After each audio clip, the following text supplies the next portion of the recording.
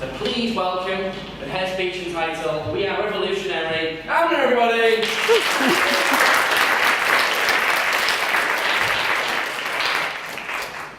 So I want to teach you a very short sentence in Arabic. Don't look so worried. It is very short and the first two words are repeated. So what I'll do is I'll start saying it first and then what we'll do is we'll say it together.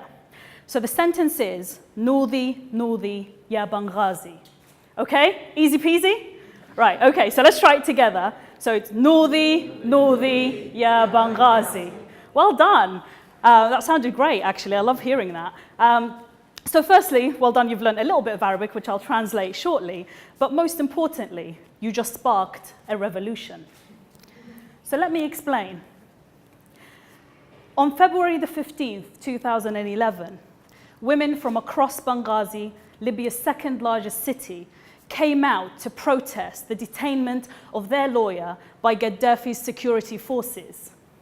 He was investigating the murder and massacre of over 1,000 young men in the notorious Abu Slim prison in the 1990s. One woman, called Ghalia Abu Zahkouk, went around the city, drove around and picked up as many women as she could who were impacted by what took place in Abu Slim. She carried them, took them to where the lawyer was being detained, and it was one of her sons who was also one of those 1,000 men who had been murdered. The chant that you all just learned, Nudi, Nudi, ya Benghazi, was the same chant that they used in that protest. And what it translates as is wake up, Benghazi. They were urging the city to wake up to the injustices of living under a dictatorship at a time when many of the Arab world was revolting against totalitarian regimes that had made their lives a living hell in neighboring countries like Tunisia and in Egypt. And this was an incredibly exhilarating time because on the one hand, you were seeing the sparks of revolution, but on the other hand, it was an incredibly frightening time for many people in Libya. You see, Gaddafi didn't take lightly to political opposition, as we saw with the prison. And having lived under his dictatorship in the early 80s, I understood this all too well. On the one hand, Libya is a stunning country with amazing people and some of the best food you'll ever have anywhere in the world. But this came at a cost. It came with censorship.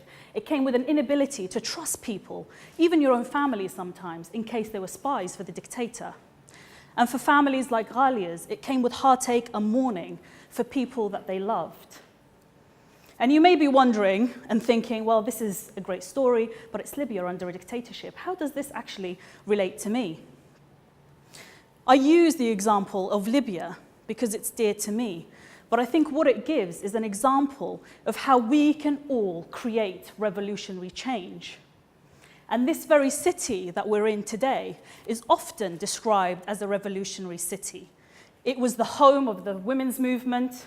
It was also the home of the trade unions movement, which is celebrating 150 years this year.